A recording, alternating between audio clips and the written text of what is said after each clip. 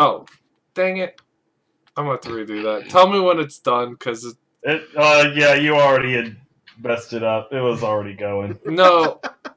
I adjusted the sound, but he was still apparently muted. I didn't notice it. One day. One But day. I mean, the thing is, you don't even have to speak, though, because Tristan's the one who starts it off as soon as it's done, so you just have to wait for him to speak, because he'll hear it. Well, no, but if he can't hear it, then it's not being transmitted. Yeah, but then if he can't... Oh, so what, on the recording? So, like, nobody can hear it. If he can't hear it, nobody can hear it. But then wouldn't we be like, where's the music? This is the Player 4 No. podcast. Join He's us each personal. week as we talk about video games, entertainment, and pop culture, and bring in guests from the Rooster Teeth community. Player 4 has entered the game.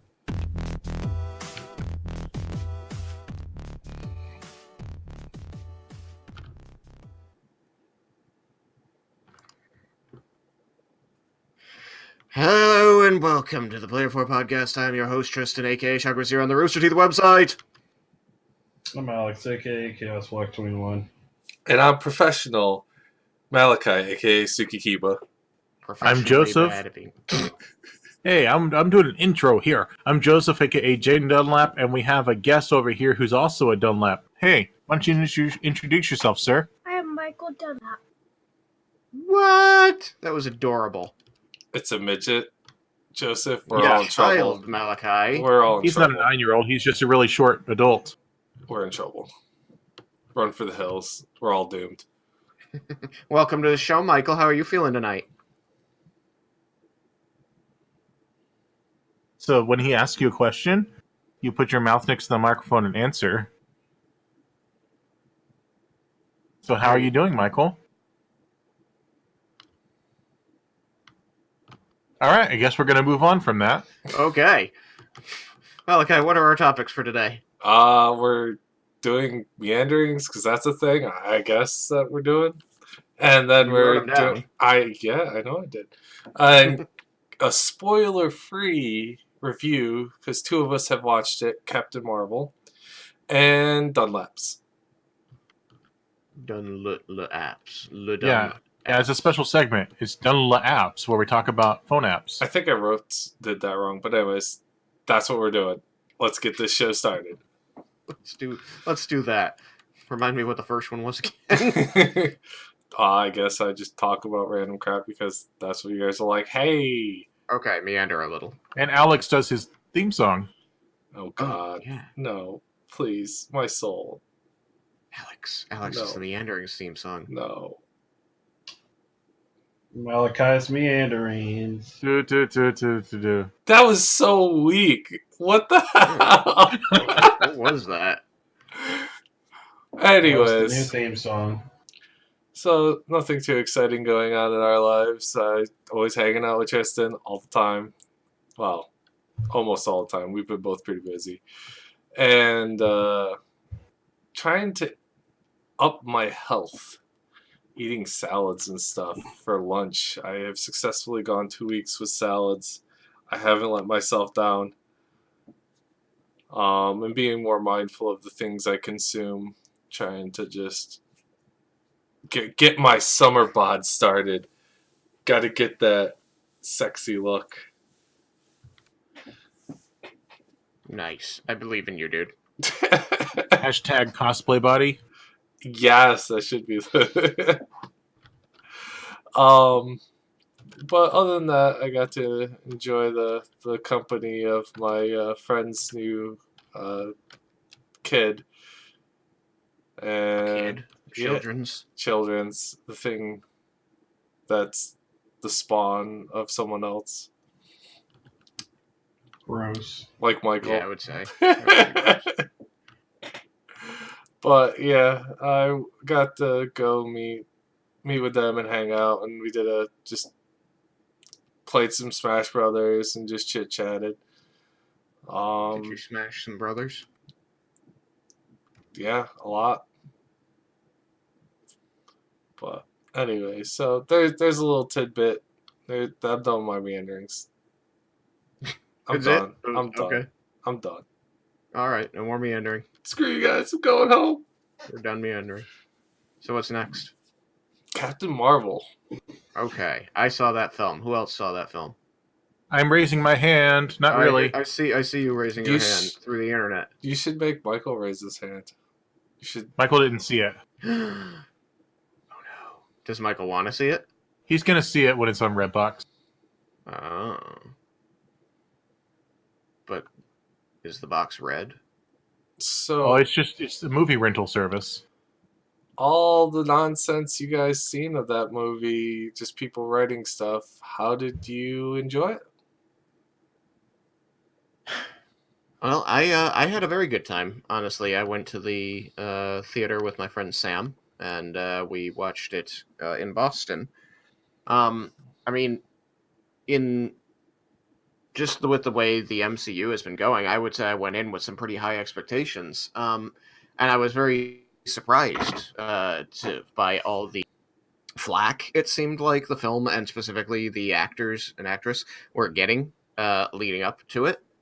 But overall, I would say that the film, while it perhaps could have had an even stronger message, I felt like it had a solid message with positivity toward half of our population here. It really had a lot of messaging toward how females are treated in general in society, and in specific in workplaces. And so it kind of focused in on that, and had some good messaging about how, everyone's capable and shouldn't be judged based on gender. So I thought that was good, strong message.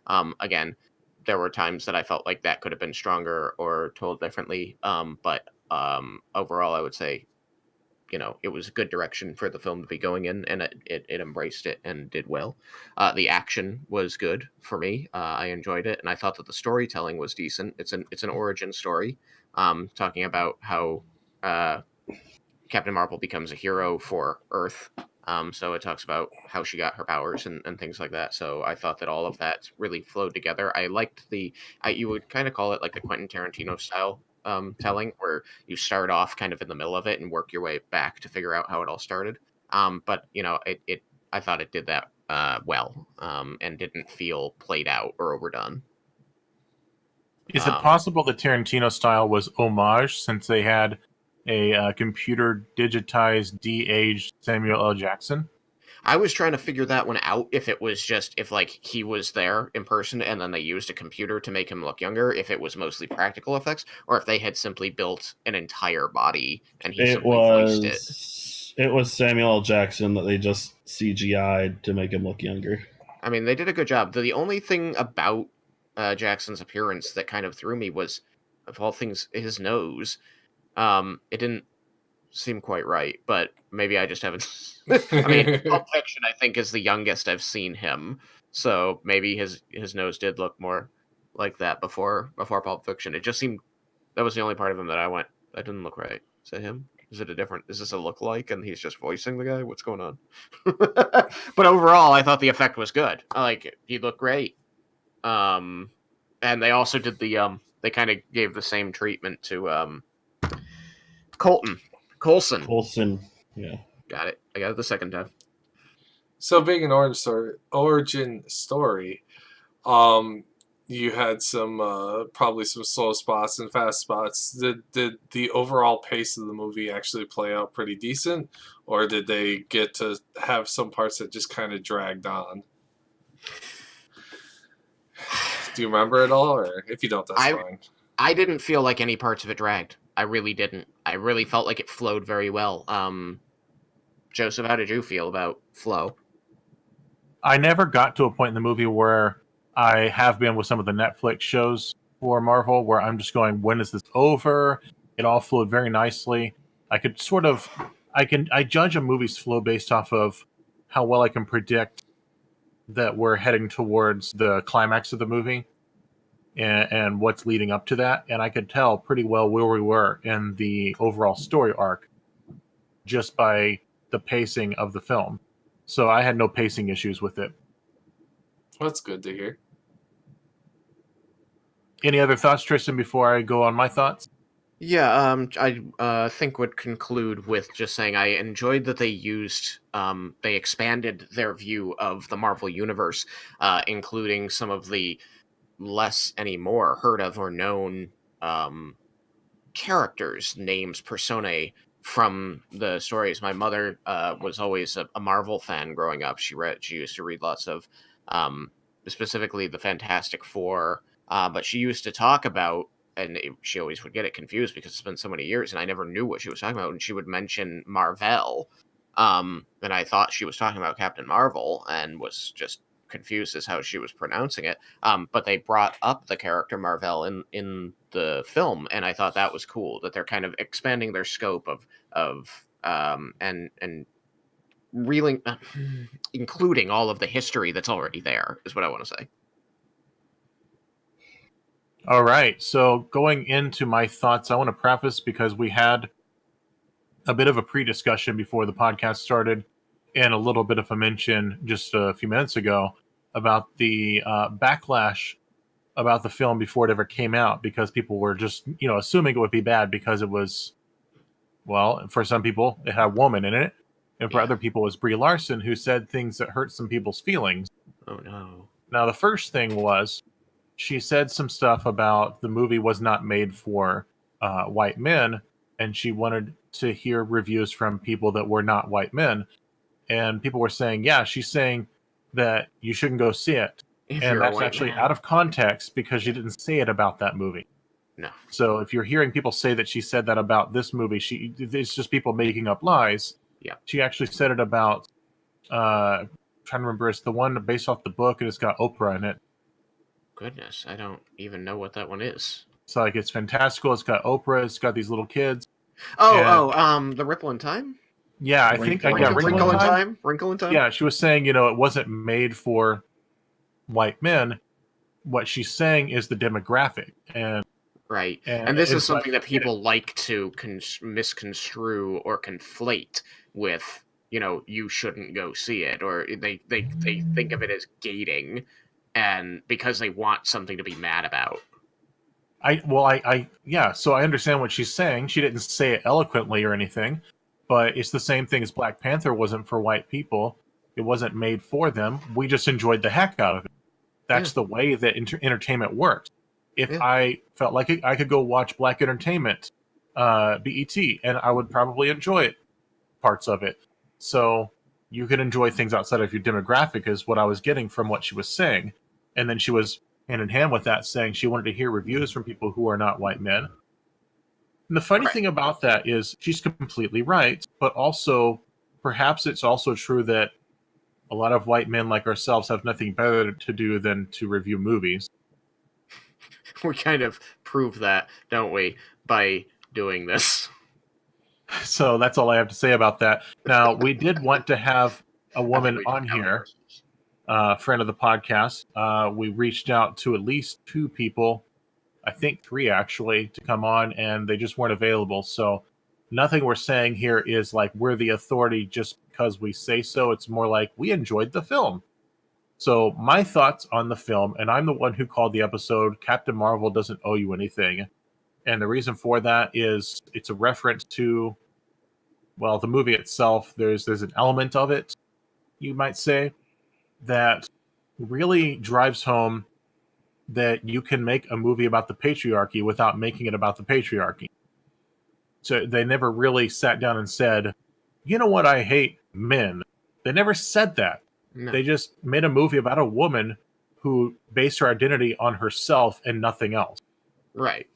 And I think that people might look at this, and I think that some of the outrage was likely sparked by the idea that it takes the now widely recognized themes of men trying to put down women and calls those out in several scenes in the film. So as far as plot, I can understand. I've seen some critiques on the internet that predictably even people I respect just said that they didn't enjoy it. It was a mess. You know what? I wasn't noticing any messiness because I enjoy thematic movies. It's the reason I enjoy Guardians of the Galaxy 2. It's the reason I enjoy Deadpool 2. because they're heavily thematic in nature. I enjoy Thor Ragnarok because it's just really, really funny, right, Michael? He's nodding.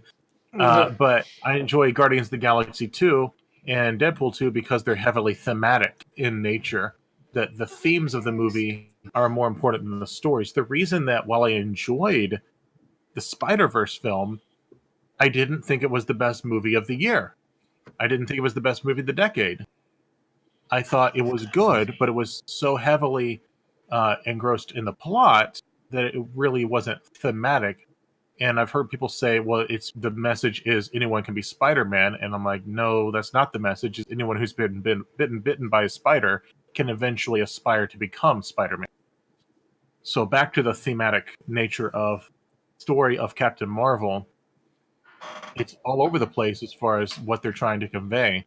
There's the dangers of war propaganda. There's being true to yourself beyond what people want you to be, the expectations placed upon you. There's there was a few other things that that I was noticing, just overall themes, and it all came down to Captain Marvel doesn't owe anyone anything. She's herself, and there's never a moment where she says, "I'm myself because of men, this and this and this and this." Because if that was the case, then that would undermine the message of she doesn't owe you anything. She doesn't base her identity about being counter men. I have one other thought about it, which it was just so I watched it with Regina, and she might hear me from the kitchen, but she legit did cry a few times. And it was just the idea of being unabashedly yourself and being defiant and not allowing yourself to be minimized, and that really hit home for a lot of female viewers. So I really do recommend it, because even if the plot itself is just a typical hero's journey, and even if a lot of the obstacles are typically like a superhero movie usually is, solved by getting more powerful, that's how you fix it. It's very heavily thematic, and those themes run deep in the movie. I think that, if I may, that's similar in theme scope, necessity, to like what Episode 7 for Star Wars did, where it needed to follow a formula that worked while bringing in new ideas, new people, new images, so that there was a reasonable amount of belief that it would succeed, assurance that it would succeed, and people could compare it to what happened before and say, okay, I can see that this is going to be the same, only different, and maybe even the same, only better. And so by a similar token to that, you want to have that recognizable hero's journey, the origin story of the hero, only done with a female hero, so that people who are loving superhero films for the origin stories, for the action, can come in and see the same origin stories in action, only it's a female instead of a male this time, because we've had no, other than Wonder Woman, we've had no female superhero films. So people need to get acclimated. We need, as a culture, we need to get used to this, and we need to get used to this on a broad spectrum. These are all just baby steps. Step 1, step 2 for getting used to this idea that, yeah, women are equal. Women are part of this. They enjoy superhero films. They need the same kind of themes and role models as men do.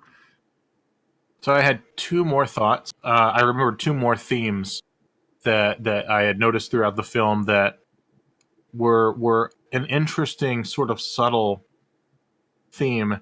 One of them was emotion as strength, because she struggles with it. She's told that it makes her weak and ultimately makes her strong. And then one more is a constant theme that they keep coming back to, is being willing to rethink your worldview. I thought that was a very woke theme to have. Constantly, there's moments where a character has to rethink what they thought was true. So I think those are good things personally. I'm not to just disagree, but earlier you were saying that you felt the film was split in too many different directions, having all these different themes. And I would say that for me personally, I think if they can develop each one in its own way, give it some time, I don't think it is a problem for it to have multiple different themes. I think that it should aspire to be able to have a couple more than one theme and succeed. No, I agree with you. I was just talking about a lot of the YouTube reviews are focusing entirely on plot and carrying the plot apart, but a movie can be thematic. It doesn't have to be based on plot. Okay, then maybe I took that in the wrong direction and misunderstood what you were getting at. Yeah. Sorry. And there was one other thing. I predicted a twist at the end of the film that was set up by Winter Soldier, and when you see it, you'll know, and then we can laugh together. That's it. So that's our spoiler-free review, right, Tristan? Yes, I liked it. Very much liked it. I think it is worth watching. Build your own opinions about a film. Don't let people on the internet who haven't seen the film tell you how to feel. Exactly. Be your own person. Well, I remember the one final point was actually there was a tweet, Tristan, that you liked that I sent out. Had to do with people saying that Brie Larson was not charismatic enough, and you know what? Oh man, it was a good thing you pointed that out, because holy crap. So there's a moment in the film where someone tells her to smile, and so I thought about that when I was thinking about people saying Brie Larson is not charismatic enough, she's a miscast, and I'm like, that sounds an awful lot like saying you wish you smiled more. Yeah. But aside from that, why is it a problem that we have a deadpan superhero? Like, what's wrong with that? How's that? Not I everyone's honestly Tony thought Stark. that she felt really human. Like, Yeah. she was constantly making light of things. If somebody said something, she would turn it into a joke. That's what we do every day when talking to each other. She felt really human.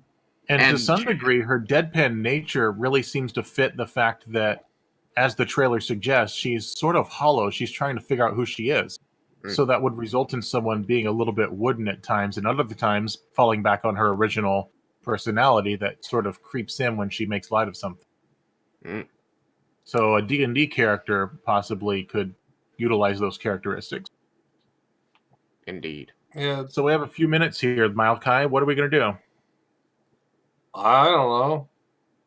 What's the third time? Well, I was going to put one last thought. There's a lot of things nowadays, people reviewing and saying a lot of stuff before they actually even see the content of the story, which is, I think, also mildly problematic.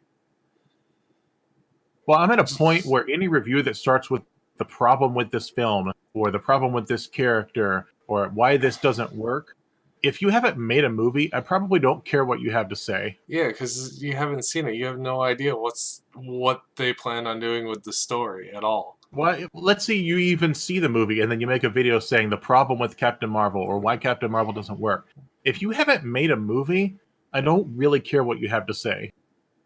Well, I think that's kind of a problematic point of view, actually. I mean, people don't have to have done a thing to be able to have thoughts and opinions. That's what we're doing. We're reviewing. No, I often want to hear what people have to say about a film. But when every video you make is saying the problem with this film, the problem with this film, the problem with this film, well, maybe you just don't understand filmmaking. Are you saying everything that they do? Yeah. Okay. When everything is negative, then maybe you should just make a film and then find out it's not easy. But I just wanted to make that final point, is I feel like people are judging things before they even see it, which can hurt the product, which kind of sucks, because you want to see more of that product. Okay. But anyways, final topic here. Yes. Michael, sorry, we're doing laps around Captain Marvel, but on to Dunlaps. Yeah, so Michael here, who has been sitting patiently and listening to this whole conversation, wants to tell us about whatever video games he's been enjoying playing, and we're going to let him talk to us like he's walking around the living room in circles. Hey, Michael, what have you been playing recently? On my phone, I've recently been playing Pokemon Silver. I like Pokemon Silver. It's a fun game. Who's your favorite starter? My starter was Totodile. Oh. They released a phone version of that? It's on an emulator. He's playing on, I think, My Old Boy. Gotcha. Well, tell them what you did recently. Well, recently I caught a Delibird. And I What's that one noticed- look like? And it's a bird wearing a Santa suit with a bag. What? What Does it type deliver is it? presents? I'm pretty sure it's ice type. Oh, I guess that makes sense if it's like a Santa bird, and maybe it's from the North Pole, and it's... But what did you name it, Michael? Santa Claus. Did he spell it with a W, Joseph? Wait, what? Claus. Did he spell Claus Oh. with a W? Did you spell it like Sandy Claus or like Klaus? I spelt it SANTEA, and then I spelled KLA. Pretty sure U and then S. So very German sounding. Santa Claus. Yeah, that's how he spells it. That's pretty silly. So why did you call him Santa Claus? Well, he's a deli bird. And what does that mean? Well, he looks like a bird wearing a Santa suit. Oh, okay. Yeah. And what's some Gives other games you've been playing? presents. I've also been playing Strike Force, which I said already. Oh, you did? Yeah. Strike Force. And what's Strike Force? It's a Marvel game.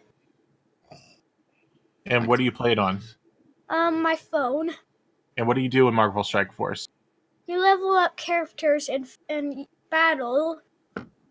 So and for get new anyone characters. who's been listening for a while knows I recommend this game back in the summer. And Michael and I both played together, and then we took a break. But I came back to it a few months ago, really got into it, and haven't missed a day since. Michael's been on and off, but he saw me developing my roster and was like, I want to play again just a few days ago. I wanted to unlock Captain America. Did that happen? Yes, it happened. High five. Everyone high five Michael. I am high-fiving Michael. He's imagining high fives. Alex, was that you or Tristan who made that? Psh? Me. Thought so. So, Michael, tell them about your favorite team in Strike Force right now. My favorite team is definitely the Defenders. And where do they live? The city. Yeah, and what do they do? They just help each other a lot, and they even have a healer. Who's the healer? Iron Fist. Who's the other healer? Have no idea. He does this with his fist. Oh, Luke Cage. Okay. What else? Who else is on the team? What do they do? Well, Daredevil gives something to the enemy team that's bad, and I think it's his stick. well, he throws sticks at people, definitely. And then there's Jessica Jones. And what does she do? Hey, They can't see you, Michael. she punches. Yeah, she punches and she waves her fist in the air. And then who's the fifth member of the Defenders who's not really part of the Defenders? The last one, He punishes people? Punisher. The Punisher's not really a defender, but he's on the Defender team because there's only about 4 Defenders in the game. So he helps the Defenders, and he really does a lot of assist. Like, every time the character's at low health, it'll be like, okay, I'm just punching them in the air. I'll shoot them for you. And who usually punches them in the air? Usually Luke Cage. Sometimes.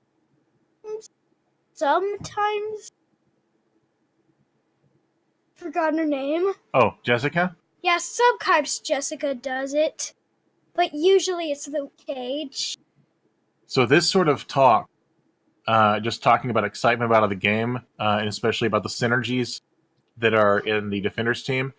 So I was traveling with my judge buddy Brandon just a few months ago. And I was telling him all of this, and the next day I came to his house for D&D, and he said, "Guess what I downloaded?" So he's actually been playing it ever since then, and I just joined his alliance to help them raid today. Oh. I had a pretty good alliance that had accepted me in when I was still a scrub. But I bowed out for the time being because I don't have the time to invest in a raid team right now. Got 2 good ones that aren't quite good enough for what they're trying to accomplish, and I thought, maybe I can put this to good use and go help Brandon's alliance, which is called Foxtrot Tango Whiskey. And yes, Whiskey Tango Foxtrot is a alliance that exists, but it's not the right one. Yeah, Foxtrot Tango Whiskey for the win, man. Yeah. So, so that's what we've been going, what we've been up to. There was a while that Michael and I were playing Skyrim, where I would watch him or he'd watch me, and then he's been playing a lot of Lego Marvel, but he's taking a break from that, right, Michael? Who's your favorite character in Lego Marvel? I'm not really sure. There's lots of them. Okay, what's your favorite Iron Man suit? Definitely Mark 42. Why? Well, it looks better than another suit that looks exactly like it. Almost. Oh yeah.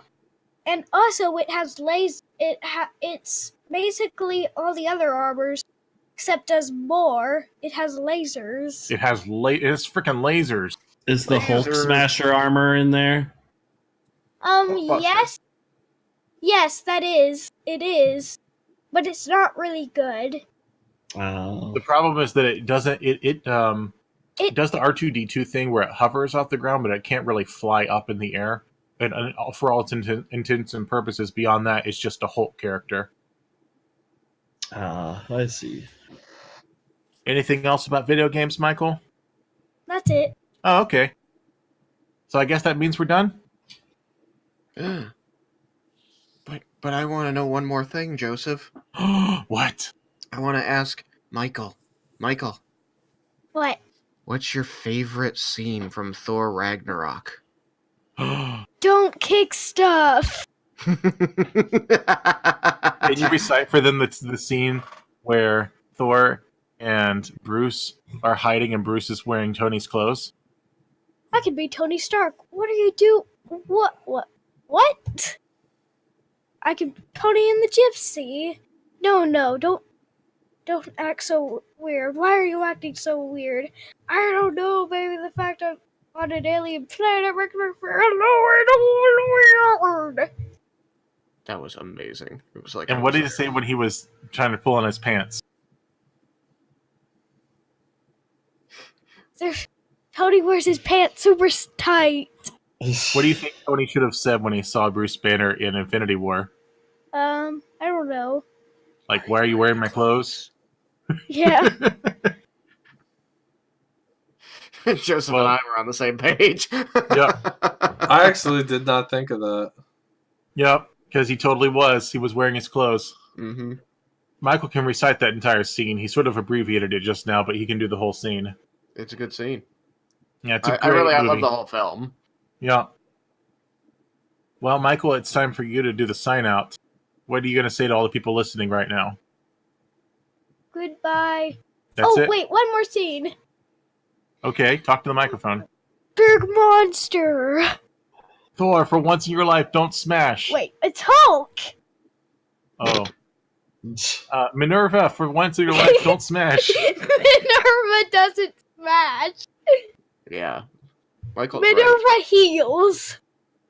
Come on, Joseph. Get a clue. My bad. How could you? The only reason I know who she is she's in Strike Force. She's the most busted healer in the game. Whoa. All right. Well, Good night, everybody. Good night. Thanks for joining us. Hashtag goodbye. Goodbye. Night, Alec. Good night. You want to cuddle? Whoa. I do. No, it's not until July. I'm gonna cuddle with Alex. Pillow of solitude. Nah, no pillow. I told you, it's not until Solitude's a July. city. Hey, Michael, you know any Valentine's Day poems about Groot? Oh, wait. Roses are red. I am Groot. Where's my super suit? I like this one better.